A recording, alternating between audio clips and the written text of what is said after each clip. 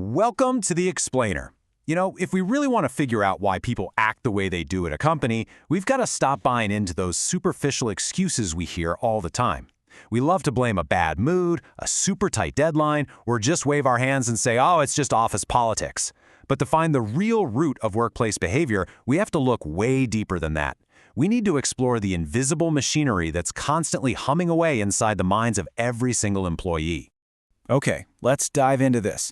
To actually answer this question, we have to completely step away from those external excuses. Instead, we need to introduce ourselves to three core concepts that live inside everyone's head: attitudes, perceptions, and the invisible network that connects those things right into action. Section 1. The internal world, thermostats, and painters. It really helps to think of the human mind not as some passive sponge just soaking things up, but rather as acting like two distinct tools: an emotional thermostat and an impressionist painter. And together, these two tools build our entire baseline reality before we even say a single word to a coworker. Let's start with that thermostat, our attitudes. An attitude isn't just a fleeting feeling, right? It's a learned, really stable mental posture, and it's built from three specific ingredients. First up, the cognitive part, basically what you think. Let's say an employee has the thought, my boss thinks I'm totally incompetent. Second is the affective part, what you feel. That specific belief instantly creates a knot of anger or frustration right in their gut. And third, the behavioral, what you plan to do about it. Because of that anger, the employee forms a mental plan to maybe put in less effort or just avoid the boss entirely. The attitude sets the direction. Now, what's really wild is that these attitudes don't just exist in a vacuum. We build them up from our own direct experiences and by watching how our colleagues react. They basically turn into these invisible filters. This is exactly why a sudden budget cut gets perceived by one employee as this exciting creative challenge, while the person sitting literally right next to them sees it as a terrifying threat to their job security. I mean, they're having completely opposite reactions to the exact same event, purely because their underlying attitudes are totally different. And that brings us perfectly to the painter, perception. There is this massive myth out there that your brain is just a camera, objectively recording reality exactly as it unfolds. But the reality? Your brain is an impressionist painter. It grabs tiny little stimuli, a serious look on someone's face, a super short email, and instantly interprets them based on whatever emotions are running at the time. Think about two employees walking out of the exact same meeting. One walks out totally energized, perceiving it as an enriching, constructive debate. The other storms out furious, perceiving it as a toxic clash of egos. Reality wasn't recorded there, it was painted. Section 2. The Invisible Tricksters, Cognitive Biases.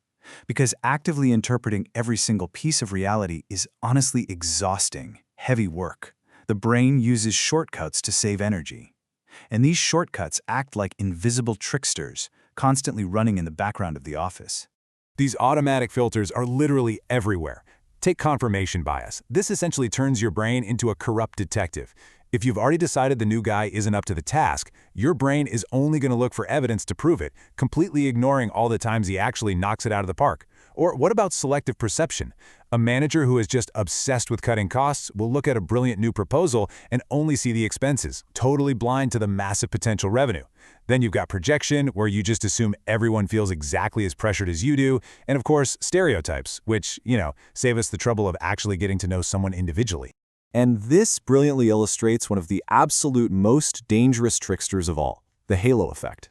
This happens when just one single characteristic of a person completely colors your entire judgment of them. Like, if someone is highly charismatic or physically attractive, your brain just automatically assumes, oh, they must also be super intelligent, honest, and competent, without a single shred of actual evidence. You can imagine how wildly dangerous this invisible trickster is when we're talking about hiring new talent or conducting daily performance evaluations. Section 3. The clash. Internal hardware versus external forces. We've talked a lot about the individual's mind so far, but behavior never happens in isolation. We have to zoom out and look at the external environment to see what happens when the internal mind inevitably collides with the outside world. Think of your personality as your internal hardware. It's relatively stable, rooted in the big 5 traits: your emotional stability, extroversion, openness, agreeableness, and conscientiousness. Now, this hardware completely dictates how sensitive you are to the external forces pushing against you. Things like the organizational culture, how mistakes are handled, your daily workload, and role clarity. The clash between your internal hardware and those external forces? That determines absolutely everything. And because of this clash, we really have to accept a pretty profound truth. There are no inherently good or bad employees in the abstract. None. There are only fits or misfits between the person and their specific context. For example, a highly conscientious person might thrive brilliantly under strict deadlines and tight structure. But if you drop an employee with lower emotional stability into that exact same environment, their internal hardware is going to perceive that rigid structure as a catastrophic threat. Section 4. The outcome. Stress versus true engagement. Which leads us right to the climax of this explainer. What actually happens when that internal thermostat violently reacts to the external environments? Well, a lot of the time, the result is stress. But I want you to really notice the definition here. Stress is the response to the perception that demands exceed your resources. Perception is queen here. You can literally have two people sitting side by side handling the exact same objective workload. One is absolutely thriving while the other is completely burning out. Why? Because their stress levels are entirely dictated by their perceived autonomy, their perceived control, and the level of support they believe they have. So how do we usually try to fix this? A lot of companies think, hey, let's put free fruit in the break room, or they hand out minor pay bumps. But that only really addresses satisfaction. And satisfaction is just a passive state. You're basically just anesthetized against terrible working conditions. If you want true engagement, an active state where someone is cognitively attentive, emotionally connected, and behaviorally fired up, you need a lot more than free bananas. True motivation requires deep meaning, genuine autonomy, and a very clear alignment between the employee's personal values and what the company actually does. Section 5. Daily application. Ethics and collaboration. All right, now that we have this psychological map laid out, how does this actually impact the way we work together every single day?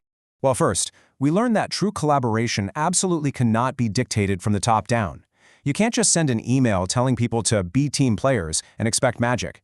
Genuine collaboration only emerges when those perceptual barriers we talked about are actively removed. It takes building an environment where attitudes aren't being constantly twisted by stereotypes, where there is deep trust free from projection, and where the team truly shares a superior goal. Second, it completely shifts how we need to view workplace ethics.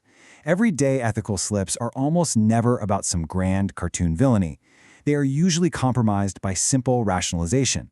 When someone slightly exaggerates data or hides a minor error, it usually isn't because they have malicious intent.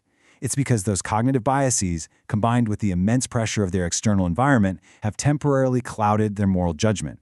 They rationalize it by just thinking, hey, everyone does it, or it doesn't hurt anyone.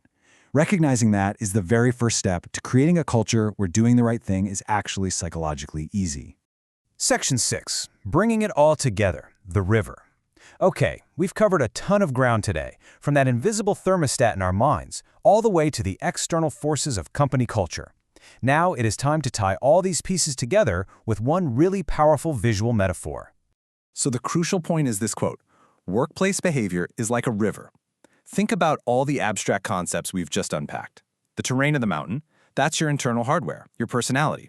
The rain falling down, that represents your constantly shifting attitudes and perceptions. And the channel that the water eventually flows through, that is carved entirely by the external environment, the company culture, the leadership style, and the daily job demands. If you're just standing on the bank, only looking at the water passing by, meaning you're only looking at the surface level behavior, you understand absolutely nothing about why it's flowing that way. True management, real leadership, requires looking beneath the org charts and the payroll to read this invisible geography. You have to understand the terrain, the rain, and the channel if you ever want to truly grasp the hidden machinery of your workplace. Which leaves us with one final massive question. Now that you can actually see the invisible filters, the sneaky cognitive biases, and that intense clash between internal hardware and external forces, instead of just staring at the water passing by, what are you going to change in your landscape today? Thank you so much for joining me for this explainer, and I really hope this helps you redesign a far healthier, far more engaged workplace.